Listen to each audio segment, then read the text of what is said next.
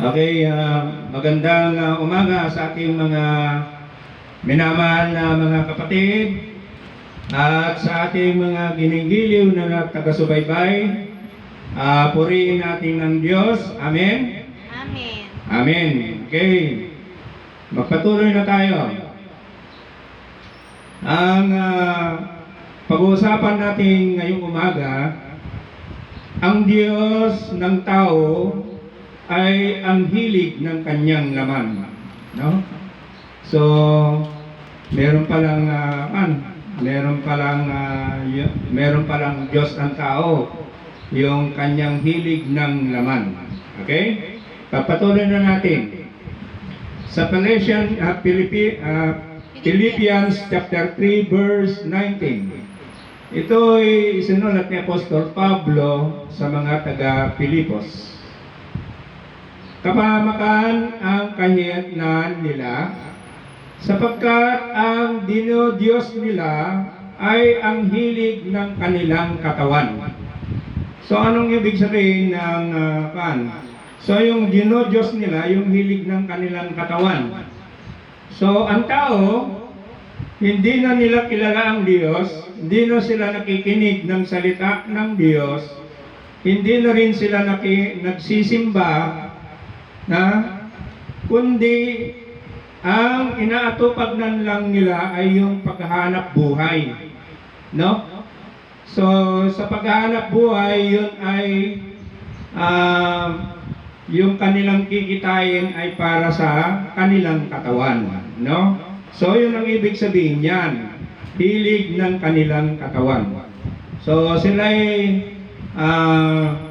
maghahanap buhay ng todong-todo upang sila ay merong gagastusin para sa kanilang katawan. Diba? Pagkain, inumin, o yung nila, yung gusto nilang mga pleasure nila, halimbawa yung pamamasyal, gano'n, no?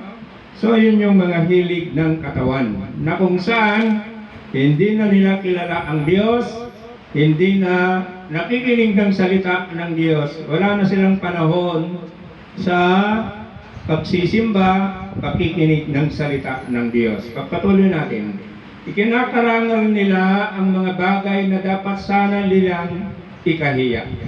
At wala silang iniisip kundi ang mga bagay na may kinalaman sa mundong ito, no? So yun. Ano yung kinalaman sa mundong ito? Ito nga, yung mga ang iniisip mo kung paano ka kumita ng pera, papayaman ka, marami kang pera, then you go happy, no? Sabi nila, hanap buhay tayo ngayon, mamaya tayo mag-happy, no? Inom tayo, no? Magpakasaya tayo. Ganon ang kaisipan ng mga ibang tao. So, yun ang sabi ni Apostol Pablo, na sapagkat ang dinodiyos nila ay ang hilig ng kanilang katawan. Papatuloy natin, mga kapatid. Sa 2 Corinthians chapter 4 verse 4. Ito ay sinulat ni Apostol Pablo sa mga taga-Korinto. Hindi sila sumasampalataya sapagkat ang kanilang isip ay binulag ng Diyos ng kasamaan sa daigdig na ito. You see that? No? Nabulag na ang kanilang pag-iisip. Di na sila nakikinig ng salita ng Diyos, di na sila sumusunod ng salita ng Diyos, kundi sila ay binulag ng Diyos ng daigdig. So, ang Diyos ng daigdig ay nagtuturo sa laman. Ang Diyos ng daigdig ay nagtuturo sa kamunduang ito. No? Iyon ang kanya, itinuturo niya. Upang hindi nila makita ang liwanag. Ano yun?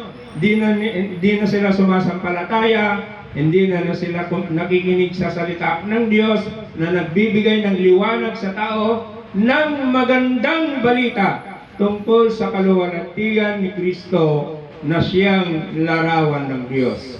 So, yun nga, no? Nabulag na sila ng hilig ng kanilang katawan, na kung saan yun ang nais ng Diyos ng sanlibutan ito. Sa 2 John chapter 1 verse 9, kung ganon, meron ba silang Diyos? Sabi nila, ay, may Diyos kami. No?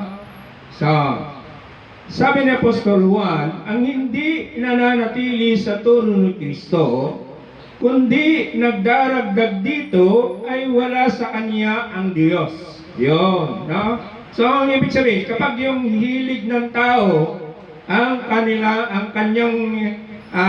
kanyang dinodiyos na, kaya sabi ni Kristo, ang hindi nananatili sa turo ni Kristo, ay wala sa kanya ang Diyos. So, iba yung Diyos niya, kundi yung Diyos ng sanlibutan. Yung Diyos niya, yung hilig ng kanyang katawan. So, mabigat itong turo na ito. Sino mang nananatili sa turo ni Kristo, ay nasa kanya ang Ama at ang Anak.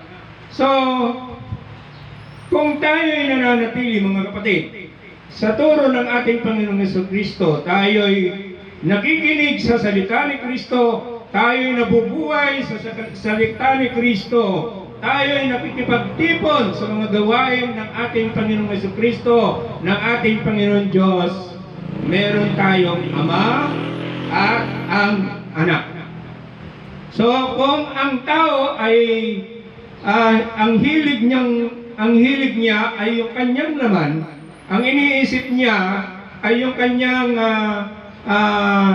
ikinakabuhay na lang, at wala na sa kanya yung pakikipagtipon sa Diyos, pakikipag-ugnayan sa Diyos, hindi na siya nakikinig ng salita ng Diyos, hindi na siya nagsisimba, iba yung Diyos niya. No? Yung Diyos niya ay Diyos ng sanlibutan. Yung Diyos niya ay Diyos ng hilig ng kanyang katawan. Kaya sabi ni Kristo sa kanila, no, sino mang nananatili, ang hindi nananatili sa turo ni Kristo, kundi nagdaragdag dito, ay wala sa kanya ang Diyos. So iba kasi yung Diyos nila. Amen? Amen. Naway, naintindihan natin ito.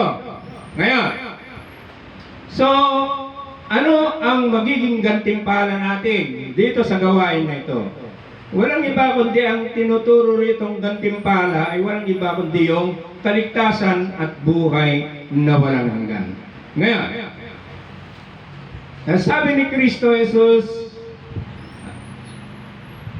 ngunit ang mananatiling tapat hanggang wakas ang siyang maliligtas. You see that? So, yung mananatiling tapat kay Kristo Jesus, siya ay sumusunod sa kanyang mga salita, sa kanyang mga itinuturo, na hanggang wakas, ibig sabihin, ay ito ay tuloy-tuloy na pakikipag-ugnayan kay Kristo Jesus, tuloy-tuloy sa pagsunod sa turo ni Kristo Jesus, ating Panginoong Jesucristo. Siya ngayon yung may pagkakataon na maligtas. Kaya nga sa Revelation chapter 22 verse 12, maliwanag, darating na ako, sabi ni Kristo Jesus, dala ko ang gantimpala, at ibibigay ayon sa kanyang ginawa. So yun yung mga salita o turo ng ating Panginoon Jesucristo na dapat natin tandaan. So, ang ating pagsampalataya sa ating Panginoong Jesucristo ay hindi lang doon sa yung sinasabi natin, kundi tayo'y sumusunod sa kanyang mga salita.